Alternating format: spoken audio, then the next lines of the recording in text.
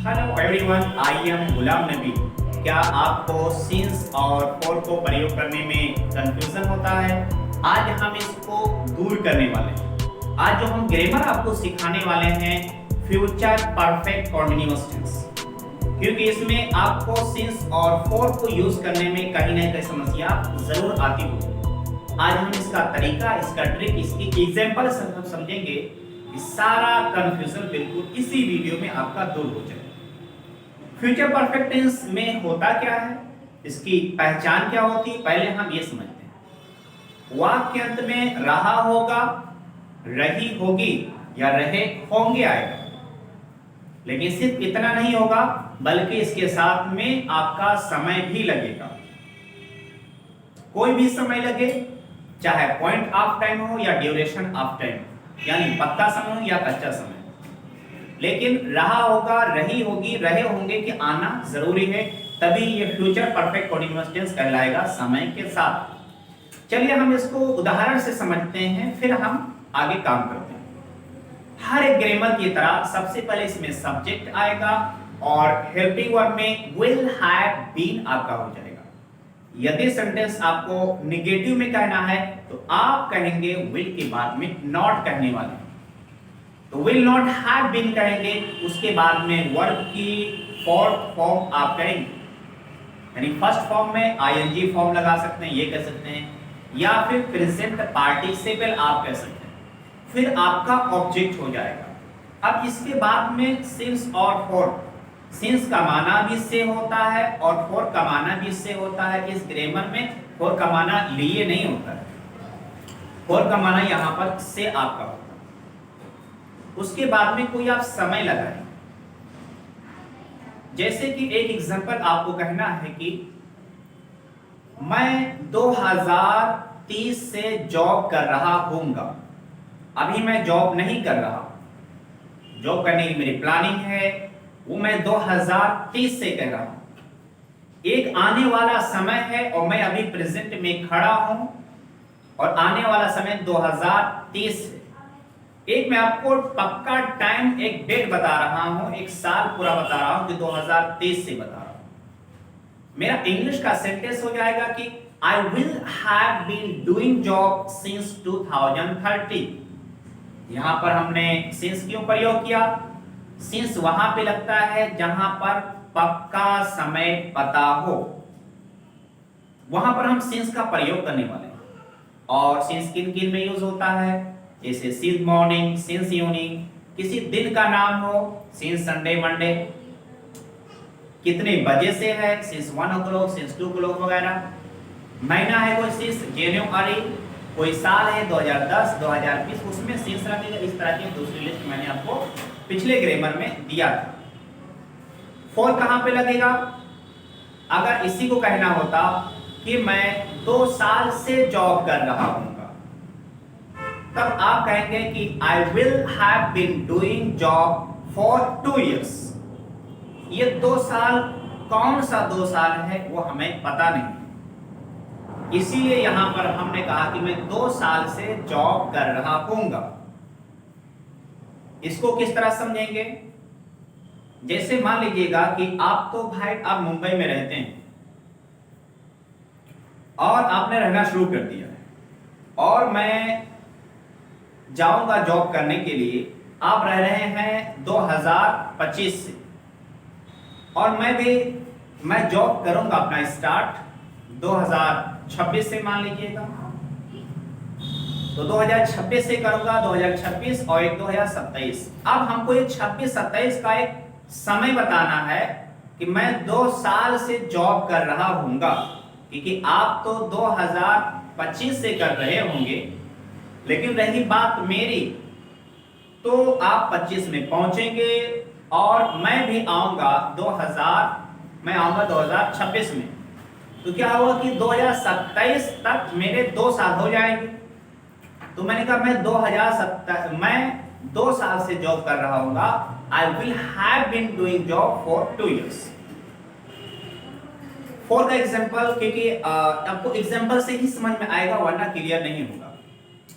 जैसे मान लीजिए कोई मेरा दोस्त है और उनसे बस स्टैंड पे मिलना चाहता है, वो बस स्टैंड पे तो पहुंच आएगा, 9 बजे आ जाएगा, लेकिन मैं 9 बजे नहीं पहुंच पाऊंगा, मैं 10 बजे पहुंच पाऊंगा, लेकिन उसकी जो बस आती है वो 9 बजे वहां पर टच हो जाएगा। मैंने उससे कहा कि मैं 9 बजे नहीं पहुंच पाऊंगा, मैं 10 बजे आऊंगा। हमारी उसकी बात हो गई और फिर मुझे वहां पर जाना है। किसी तीसरे ने मुझसे कहा कि क्या आप मेरे साथ में वहां चलेंगे, आपको मेरे साथ में कुछ 9 बजे जाना है, या उसने कहा कि आपको मेरे साथ में 10 बजे से जाना है। तो आपने कहा कि नहीं, मैं आपके साथ 10 बजे में नहीं जा सकता हूं, इसलिए कि मैं बस स्टैंड पर जाऊंगा 10 बजे अपने दोस्त से मिलने के लिए, और वो आपका दोस्त कितने बजे पहुंचेगा, 9 बजे पहुंचेगा। अब यहां पर सेंटेंस आप कहेंगे कि देखिएगा वो 9 बजे आ जाएगा, मैं 10 बजे पहुंचूंगा, वो जो आपका दोस्त है। अब वहां पर आप एक सेंटेंस कहेंगे कि वो 1 घंटे से इंतजार कर रहा होगा, he will have been waiting for 1 hour।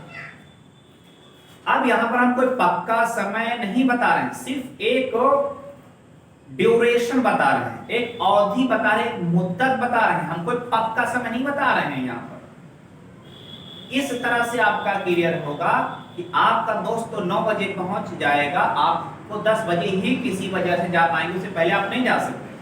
तो आपने कहा कि मेरा दोस्त 1 घंटे से इंतजार कर रहा होगा, तो देखिए मैं आपके साथ में नहीं जा सकता हूं, वरना मेरा दोस्त और लेट हो जाएगा।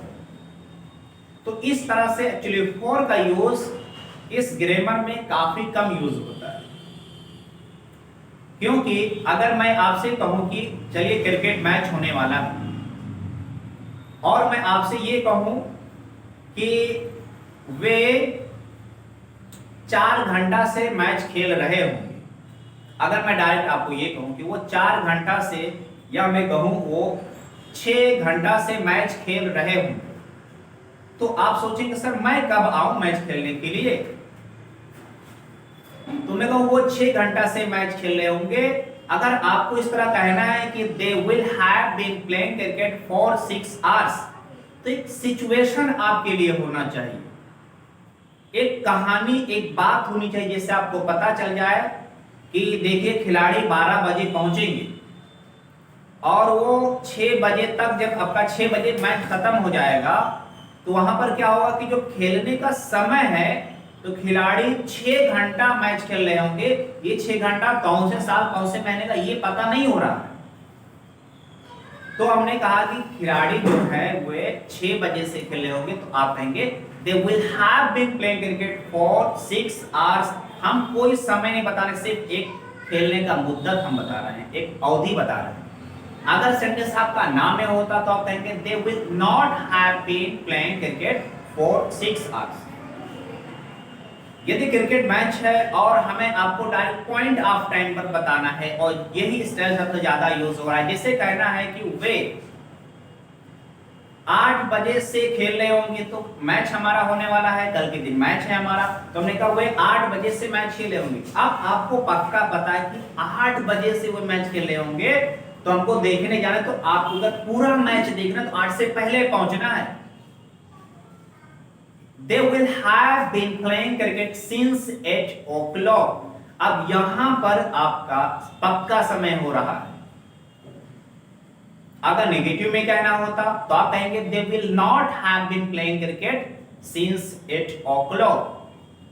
यह आपका नेगेटिव सेंटेंस में हो जाए। तो सुबह से क्लास ले रहे होंगे, या हमने कहा कि वो सुबह 6 बजे से क्लास ले रहे होंगे, एकदम सुबह सुबह, तो sir will have been teaching since 6 AM, या since 6 o'clock, सर 6 बजे से पढ़ा रहे होंगे।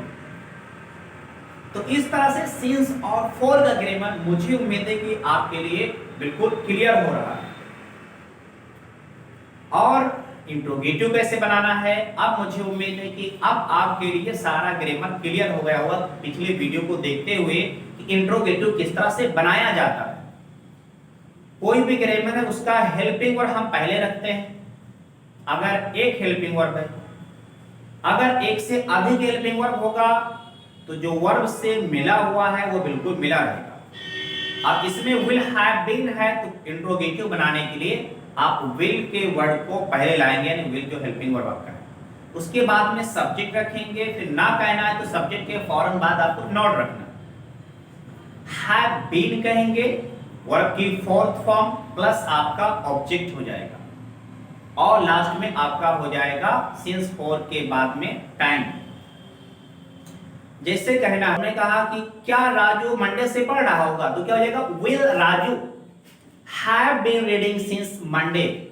ये आपका इंट्रोगेटिव सेंटेंस में अगर कहना होता कि will Raju not have been reading since Monday, क्या राजू मंडे से नहीं पढ़ रहा होगा।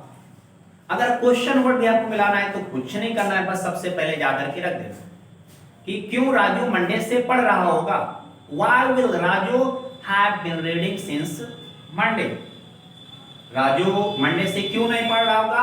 Why will Raju not have been reading since Monday? तो इस तरह से आपकी जो 6 टाइप्स के आपके सेंटेंस हमारा बोलचाल में होता है ये हमारा क्लियर हो जाएगा।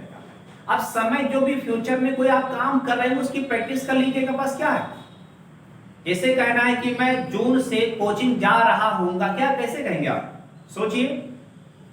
आई will have been going to coaching since June. मैं कल से वहां आ रहा हूंगा। I will have been coming here since tomorrow. इस तरह करके आपने कहा कि वो 2025 से क्रिकेट खेल रहा होगा, क्या हो जाएगा he will have been playing cricket since 2025।